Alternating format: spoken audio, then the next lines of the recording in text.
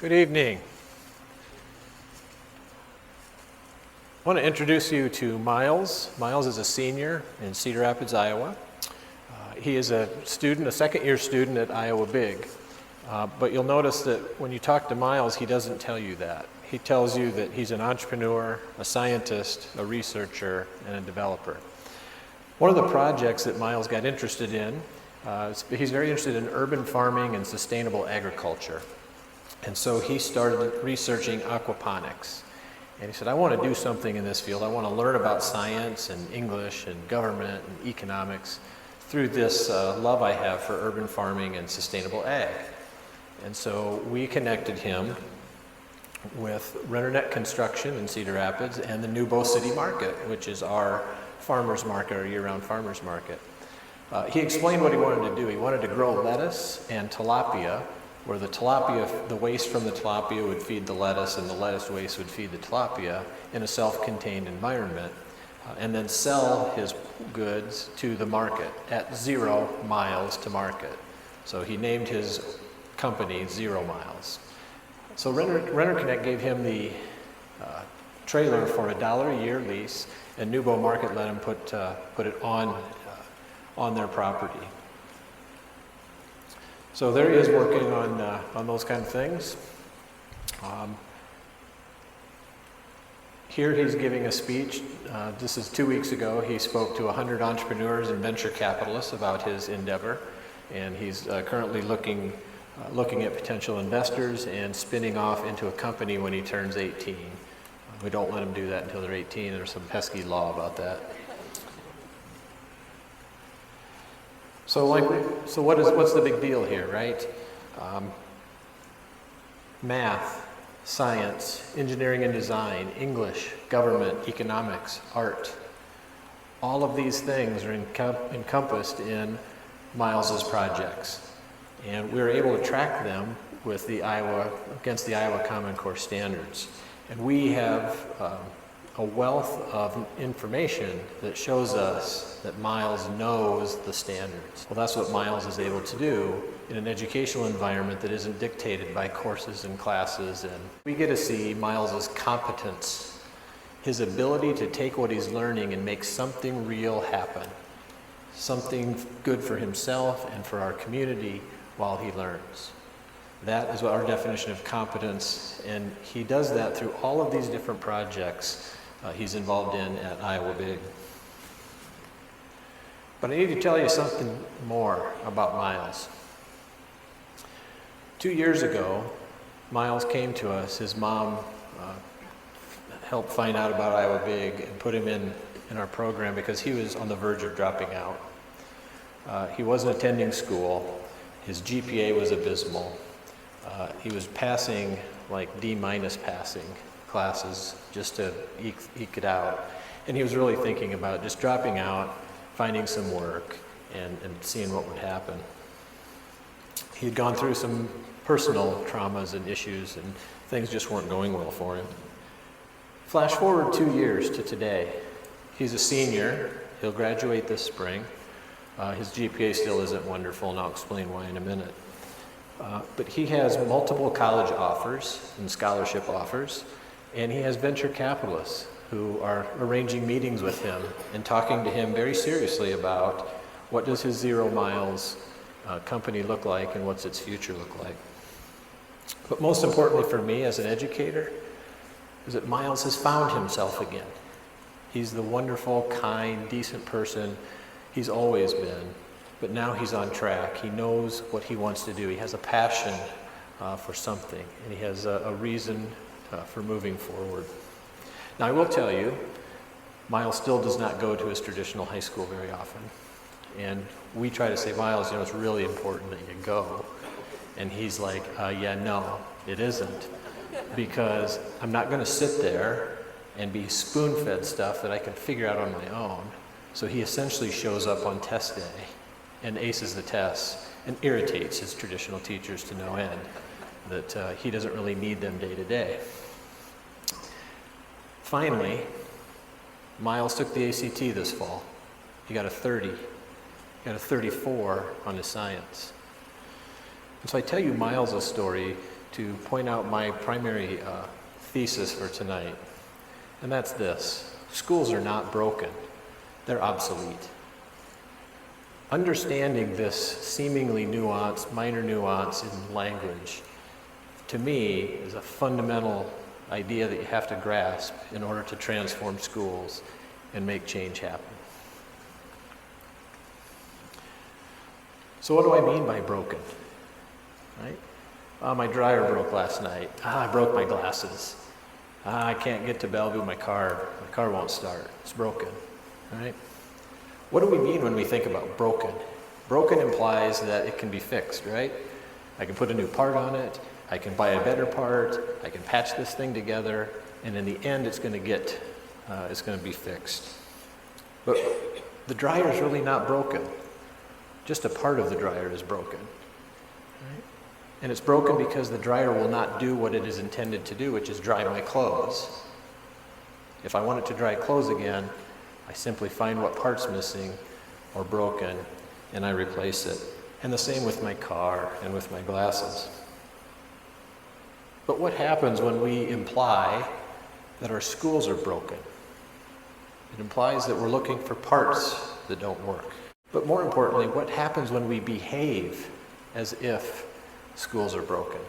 If our behavior is such that we just assume that schools are broken, and so our job is to fix them. So what do? We run around and we get really busy fixing stuff, right? And everybody has an answer to what's broken in schools. Oh, it must be the teachers. We got to fire the bad ones, and we got to pay the good ones more, and they should work harder. They shouldn't work as much as they do, or a myriad of things. Or maybe it's the administrators. They're paid too much. There's too many of them. They're not very tough. They don't understand business. Maybe it's the curriculum. We need more AP courses, longer school days, tougher standards, more courses. And others are like, oh, well, maybe it's instruction. Maybe we need to give teachers the tools and the algorithms they need to follow a pattern and be able to teach kids to high levels. And the worst one of all are the people who think it's the kids and the families who are broken, right? They either need removed or remediated or saved or incentivized to do better. But there's a big problem in all this, and it's a problem of purpose and function.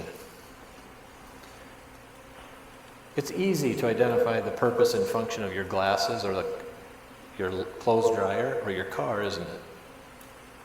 To see, to dry, to transport. They're easy functions to figure out. But when I ask you, what's the purpose of school? What's the function of school? It gets a little dicier, right? Right away somebody might go, well, it's to prepare for the next grade level. Now, wait a minute. No, it's prepare them for post-secondary education. Now, it's probably to prepare them for their future. But that doesn't look like dry clothes or a lens that I can see out of. Much more complex than that.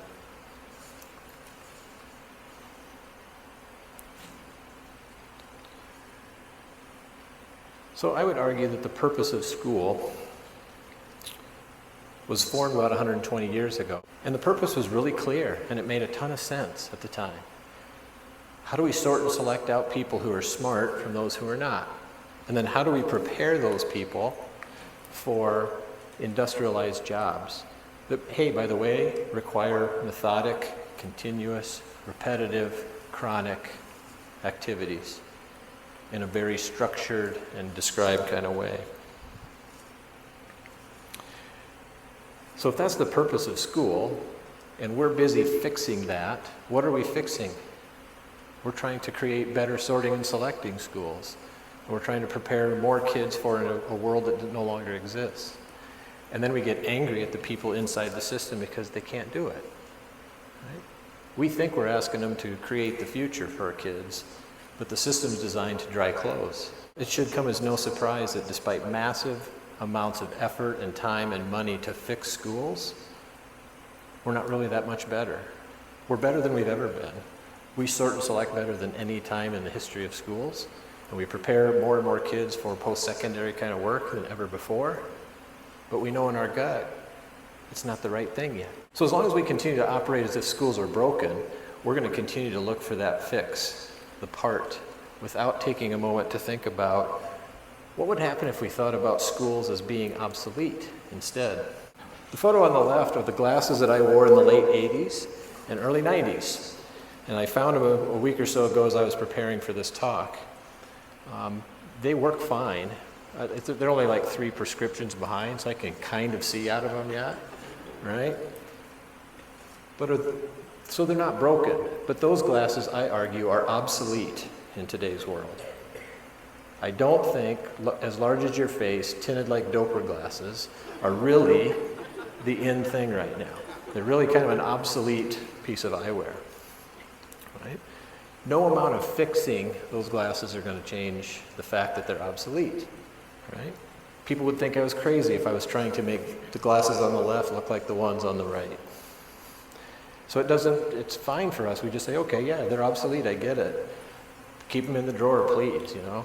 I showed my wife that picture, said, you're seriously not going to show that in public, are you? Like, I wore those things for 5 years in public. It was fine then, right? So no amount of continuous improvement or part replacement is going to fix our schools. And no one in our right mind would argue that if all of a sudden I want my car to have a way of getting dry after I wash it, people would think I was a fool if I was mad at my dryer because I couldn't get my clothes dryer to dry my car, right? We understand it's just obsolete. It's not meant for that purpose, right? We have to do something different. So I argue the difference here is in purpose. The purpose of schools to me today, and I think to most of you and many of my colleagues, is to unfold the potential of every child and prepare them to be successful in a future that right now is just completely incomprehensible to us. Right? How do you do that? How do you prepare kids for a future that none of us understand, know, or can predict? The best thing we can do is ensure that they have efficacy and that they're resilient and that they can learn through failure, that failure is not fatal, that they know how to build networks of people that they can count on, and that they know how to make things happen. All of our speakers have talked about things they're very passionate about. Why are they successful at what they do? Why are you successful at what you do? Because you have a passion for it, right? And when you have a passion for it, there's no such thing as a B+ human being. So one of our other challenges was time. And I put the word chronic up here because our schools, the way schools are organized and have been for a long time, is based on a chronic system of time. Every day, at 10:14, I have math. And then at 11:06, I have science. And at 1:15, I have English. Every day for 180 days, whether I need that time or not. Well, what happens when we have something chronic happen to us? Is it spirit lifting or spirit depressing? We looked at it and said, you know what? It's crushing on a spirit to have to chronically do something over and over and over again, day after day after day.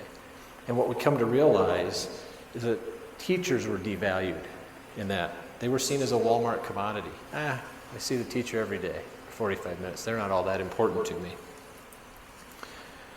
So what we did is we made the time with the teacher scarce and highly valuable, right? So students own their time. Students own their calendar. They have to figure out how to manage time, and they only get an audience with the teachers when they have something valuable they need to know from them, right? But it turns out that kids clamor for time with teachers when they are driving their learning, and when they decide, hey, I really need to know the Pythagorean theorem, right? I need to find somebody that can help me learn that. It's way different than, the Pythagorean theorem, well, we teach that on September 18th to all the kids, right? A curriculum, this is my favorite quote. Curriculum is a solution to a problem that doesn't exist. We looked at that and said, what if we accepted that as a condition, right? And one of our speakers talked about the human learning, adult learning. You don't see companies putting people in classrooms anymore and running them through curriculums. Very seldom do you see it. So we said, what if we operated on a students first, curriculum second standpoint. Truly meant students first.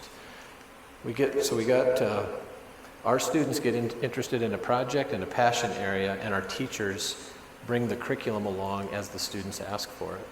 So it's not this chronic, and you don't need to build any kind of predefined curriculum, because honestly, I don't know what kids need to know, when they need to know it, how they need to know it, right? My best hope is to equip them with the skills and the knowledge to get the learning they need and know what questions to ask and know the people they need to connect with to make it happen. So finally, we have a decision to make as a state and as a nation. Do we continue to fix the past, or do we go about creating the future? I think we can create the future. There are multiple examples. Iowa Big is one of a million different ways to do it across the country, that we can give our children a passion-filled experience that equips them for the future, but doesn't leave any of that important content behind. Thank you.